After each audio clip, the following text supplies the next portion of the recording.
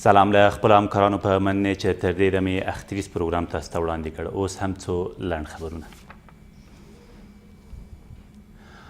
نن د ذوالحجة الحرام لسمه د لوی اختر له لومړۍ ورځې سره برابره ده. دغه ورځ د افغانستان په ګډون د نړۍ مسلمانان د قربانیو په کولو او لیدو کتنو سره لمانځي. له دې سره سم د هېواد امنیتي بنسټونو د دغه ورځو د امنیت خوندیینې لپاره د ځانګړو امنیتي تابعو له نیولو خبر ورکوي. له دې سره سم ولسمشر غني او میرمنې ټولو هیوادوالو ته د لوی اختر د مبارک ویلو ترڅنګ د نیکمرغیو او خوشحالیو هیله ورته کړې ده. ښاغلي غني په خپل اختریز پیغام کې ویلي چې په دې وروستیو کې د ټولنې له بېلابېلو اقشارو سره په کتنو کې ترې یوازې د سولې راوستو غوښتنه شوې او په وینا یې په دې سره دا ثابته شوې چې افغان ملت د ملي ګټو پر سر وحدت لري.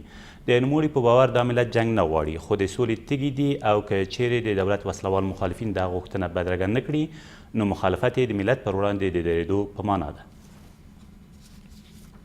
فرا رسیدن عید سعید الاضحی را از صمیم قلب برایتان تبریکی میگویم و آرزو دارم تا روزهای عید را به خوشی، صلح، صفا و وحدت سپری نماید و به روح شهدای پاک افغانستان عزیز دعا میفرستم. دا ملت جنگ او نارامی نغواړي بلکې د سولې، سوکالي او نیکمرغۍ تږی ده.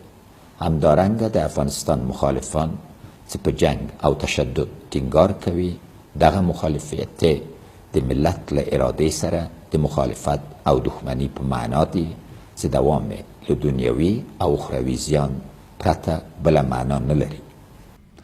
په ورته وخت کې د هېواد مخکیني ولسمشر حامد کرزي هم د لوی اختر د رارسېدو له امله ټول افغان ولس او د نړۍ مسلمانانو ته مبارکي ویلې ده. ښاغلي کرزي په دې اختریز پیغام کې د تاسف په څرګندولو سره ویلي زموږ هېواد د هرې ورځې په تېرېدو سره د هغې جګړې په اور کې سوځي چې د پردیو د موخو او ګټو لپاره بل شوی او قربانیان یوازې افغانان دي. نوموړي یو ځل بیا له اوسنیو ناخوالو د وتو او سولې او ټیکاو ته د رسېدو لپاره د دودیزې لویې جرګې د جوړېدو غوښتونکی شو څو په ټولیزې پرېکړې سره افغانان یو ځل بیا د خپل واک خاوندان شي. همدارنګه امریکې، کاناډا او یوناما د لوی اختر د رارسېدو له امله ټولو افغانانو ته مبارکي ویلې ده.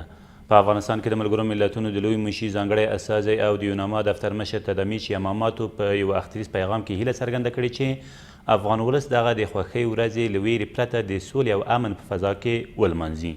نوموړي یو ځل بیا د جګړې له ښکېلو خواو غوښتي چې د زغم او پیرزوینې د دغو شیبو درناوی وکړي او له هر ډول تاوتریخوالي هم ډډه وکړي. د ننګرهار په مومندرې ولسوالۍ کې د یو موټر بم برید مخه ونیول شوه. ټاکل شوې وه د دغه موټر په وسیله د اختر په ورځو کې په جلال آباد ښار کې یو ترهګریز برید ترسره شي خو تر هغې مخکې تېره ورځ د یادې ولسوالۍ په ډکې سیمه کې کشف او شنډ کړای شوی او په تړاو یې تر اوسه څوک نه دي نیول شوي. له دې سره سم د دغه ولایت په خوږیاڼو، هسکې مینې او نازیانو ولسوالیو کې د بهرنیو ځواکونو د بې پیلوټه الوتکو په بېلابېلو عملیاتو کې 14 طالبان او 15 داعشیان هم وژل شوي دي. او افغان کرکټ ملي لوبډلې ایرلند ته په خپله لومړۍ شلوریزه لوبه کې په 16 منډو ماتې ورکړه. د تېرې شپې په لوبه کې افغان لوبډلې په ټاکلو 18 اورونو کې د 7 لوبغاړو په سوځېدو سره د 161 منډو هدف سیال لوبډلې ته ورکړ خو ایرلند بیا دغه هدف ترلاسه نه شوی کړی او لوبه د افغانانو په بریا پای ته ورسېده. ویل کېږي د دغو لوبډلو ترمنځ دویمه شلوریزه لوبه سبا ماښام ترسره کیږي. دا تر دې مهاله وروستي خبرونه. اوس هم تاسو رابولم د خورشید اختر په اړه جوړ شوي ځانګړي پروګرام لیدو ته.